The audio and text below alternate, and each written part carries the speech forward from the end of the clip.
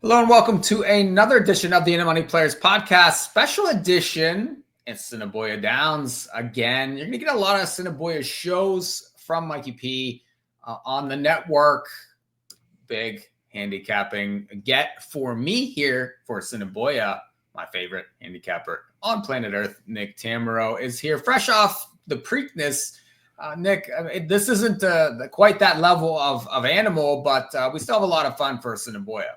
Hey, I can't wait, right? It's this is a place that's now, I think, near and dear to all of us since COVID, right? We all got on board at Assiniboia, and I mean, you weren't living if you didn't try the pick five on Force Out Night, and then I think I joined you and the guys last year for at least one show. So yeah, it's a lot of fun, and I think regardless of where you live in America, it almost certainly comes up at a good hour time wise where you can dedicate a little attention, maybe after you've put the kids to bed and you're looking to get ready for the following day.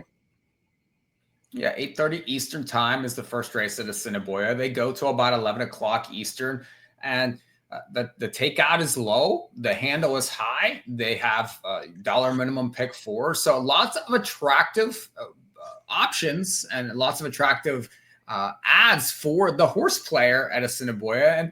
And they start out a little slow. Sometimes they can't get the horse population up quite a bit to begin the meet, but still they had over $1 million last week in the handle to start the Assiniboia meet. So Nick, I mean, plenty of money to shoot for and great races to handicap.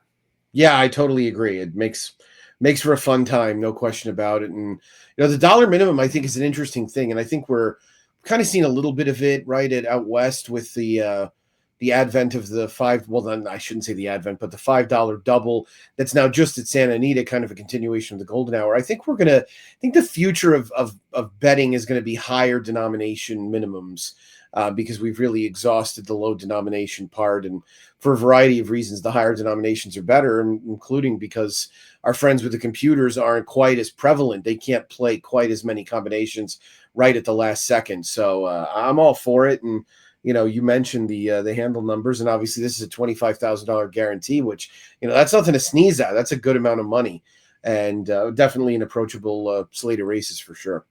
I will tell you, last week pick four on Tuesday handled 77,000. Now last year they were guaranteeing 50,000. I'm sure that they will probably get to that point because they were definitely doing over 50 all of last year in that late pick four pool. So plenty. I would expect that guarantee to go up rather quickly. We're going to look at this late pick for Tuesday night at Assiniboia. Now, early Assiniboia, we start with a lot of sprint races. If you look at the card, all 5 furlongs except for one. The race 5 is 5.5. But what happens is these horses have to sort of race themselves into shape. So you get a lot of short races. You get a lot of horses off layoffs. Can be tricky to find the winners here. But we're going to start in race number 4. It's 9:50 Eastern time. 5 furlongs. It's nickel claimers, 3 lives. Nick, dollar pick 4. You said we love that denomination.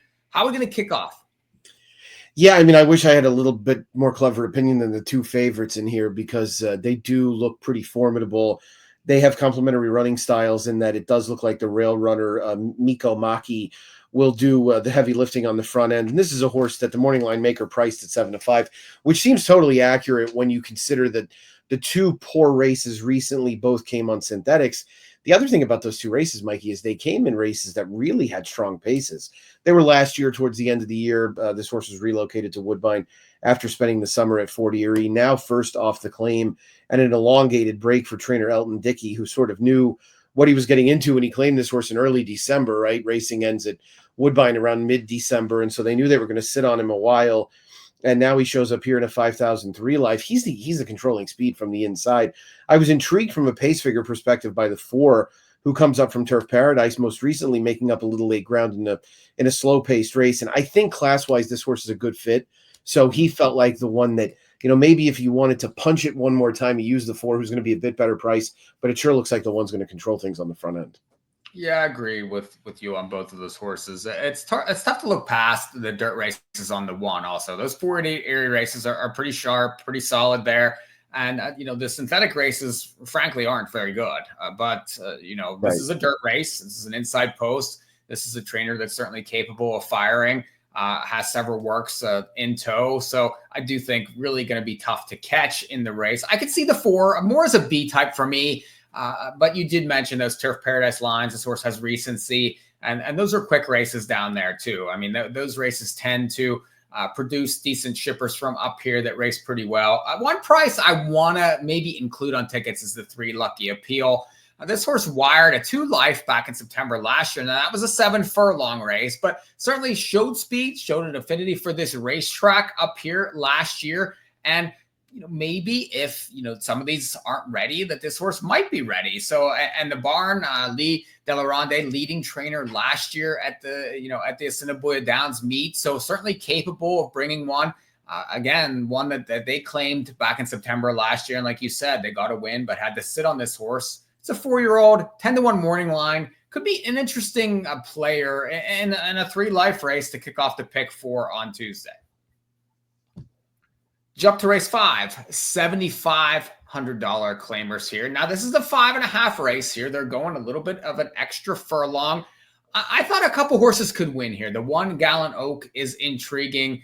Did win for 75 last year in September, was claimed out of that spot, was in tough spots last year. If you look, faced horses like Tool Time, Radcliffe City, Totalizer, all much better than these horses. I think the 5.5 suits this horse. He was racing mostly in distance races at the end of last year, but shortened up and was capable of winning at 6. So I do think that he's a little bit tactical, and he's capable in a race probably from behind. He's going to need things to set up for him. He should get that set up though with the 2 in here, Del Vecchio, who comes back in a week and raced pretty well off the bench. 10-pound bug. This is a horse that I would probably try to fade in this spot. I don't like the back in a week kind of horse.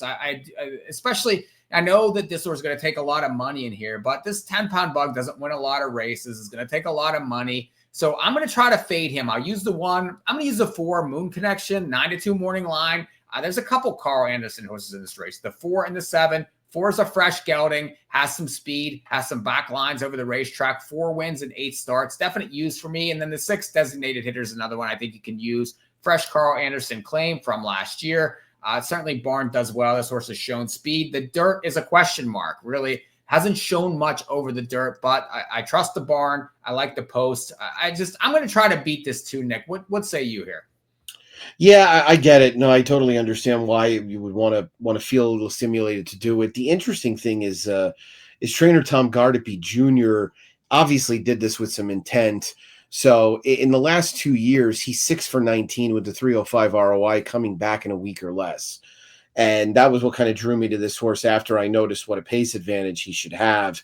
And I don't really want to charge him with a kind of a lackluster or a disappointing effort last out because he didn't have the lead. So it becomes a question of what's going to happen if he gets the lead and how much more effective could he be from there. Designated Hitter felt like a reasonable alternative.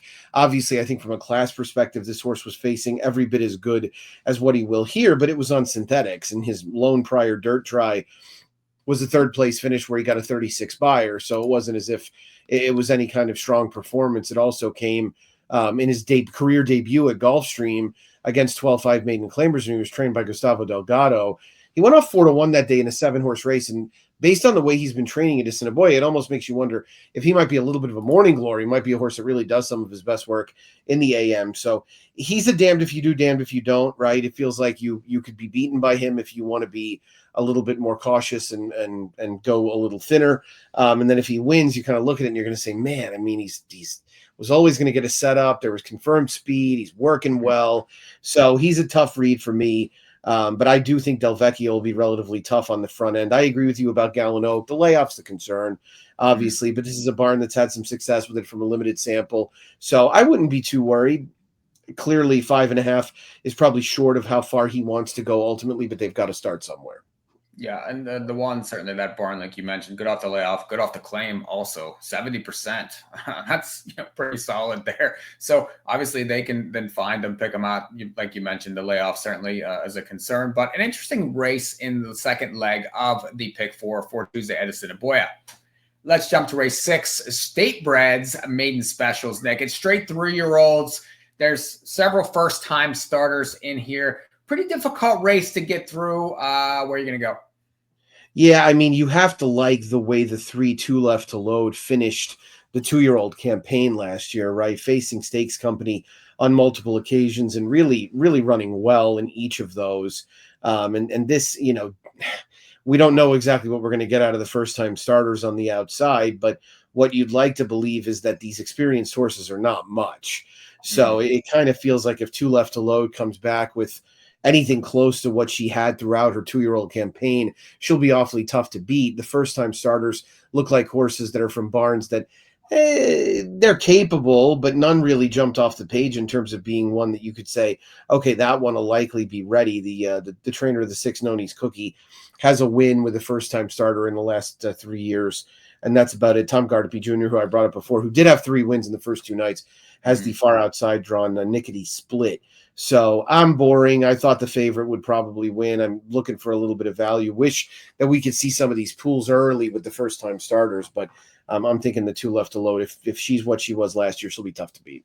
Yeah, I agree on the three. Hard, like you mentioned, really hard to leave out, but still a maiden, and tends to come from off the pace, so that can be difficult to overcome, especially back off the bench, and really that hasn't shown a huge affinity to pass a lot of horses either. So that's an issue for me. I thought the 4 Turn It Loose could be an interesting one. Now, it really was a dud first time out back in August, but that was a $50,000 stake race, and then showed speed there going 5.5 on August 27th. Then the next race was decent over a sloppy track in September. Maybe was starting to figure things out. The barn caught a win last week. You get Lasix.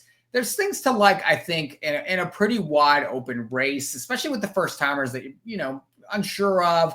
The pedigrees are iffy there. So I like you. I want horses that have raced before.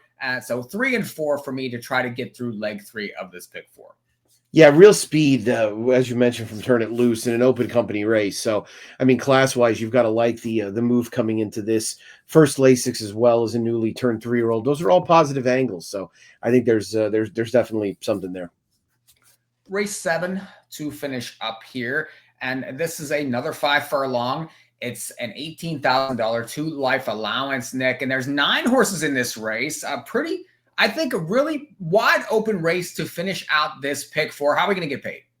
Yeah, this is the best race of the sequence by far. I mean, you've got horses that showed some promise early in their careers. And I mean, I guess part of the conversation has to start with the 2 Suit Me Up Charlie, who has at least a little bit of recency now in the care of Wendy Anderson after wintering at Tampa Bay Downs. Of course, running against 2 life claimers of late. That's not quite 2 life allowance horses. So it's a bit of a difference in terms of what this horse has been facing. I did think that the 7 Better Luck Next Time, who won the Buffalo to close out his 2-year-old campaign, now coming back from a layoff. Barnes actually got good numbers with layoff returnees, and sprinting is just fine. This horse has speed too. I was intrigued by him, and I love that 10-1 price. If we can get it, to probably will, all Mhm. things considered. I thought the 6 Air Force Breeze really finished last year strongly. I mean, if this horse is 20-1, I'm absolutely on board as well. So there were some real prices in here I think you could play, and it makes it fun that you can probably be a little skinny, unfortunately a little chalky earlier in the sequence, because I'll definitely use every bit of the 4, 6, and 7. And I'm definitely intrigued to hear if you've got anybody else I can throw in there. Yeah, I mean, this is a thing with the dollar minimum. Also, that you have to get your tickets a little slimmer, and try to get alive in this last race to a couple of them. And I agree that I think this is a price race. And I thought the 5 Conspiracy Theorists is a horse you didn't really mention here, but was able to win second time out over the track. First time out, I thought raced okay. If you look at that line, was back 10 lengths and ended up flying and making up 7 lengths late in a 5 furlong race. Was bet first time out also. Was able to break the maiden second time out from off the pace. Not easy to do as a 2-year-old, going 5.5 and then right into a stakes race. And this horse closed up again when bet. So now 15-1 morning line. Probably should improve. You got a bullet workout coming in. The barn certainly is sharp enough and can beat these kinds. So and there's speed in this race too for this horse to chase. I do think that this horse is going to be moving forward late. Now, might it need a race to try to give its best effort? Yeah, very, very possible. But and maybe needs to get a little faster to beat these horses. I do think, though, that this horse has possibilities, and I like that 15-1. I agree on the 7. I think that one was one I definitely zeroed in on. I don't think you're going to get 10-1 there, though, with especially, with Padre riding here, and you got the stakes lines last year. I think we'll certainly take money.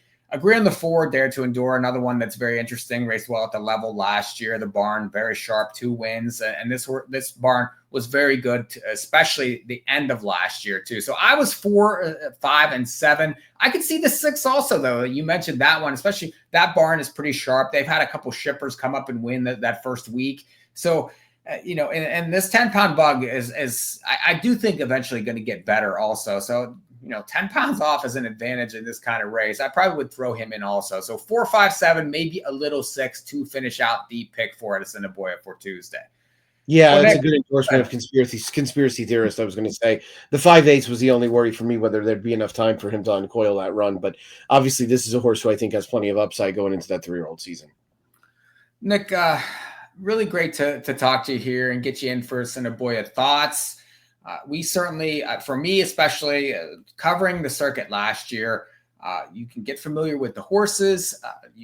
They put on a fantastic broadcast. There's just so many things to like about Assiniboia. The scheduling, just a meet that for guys like us, this is a place that horse players want to play.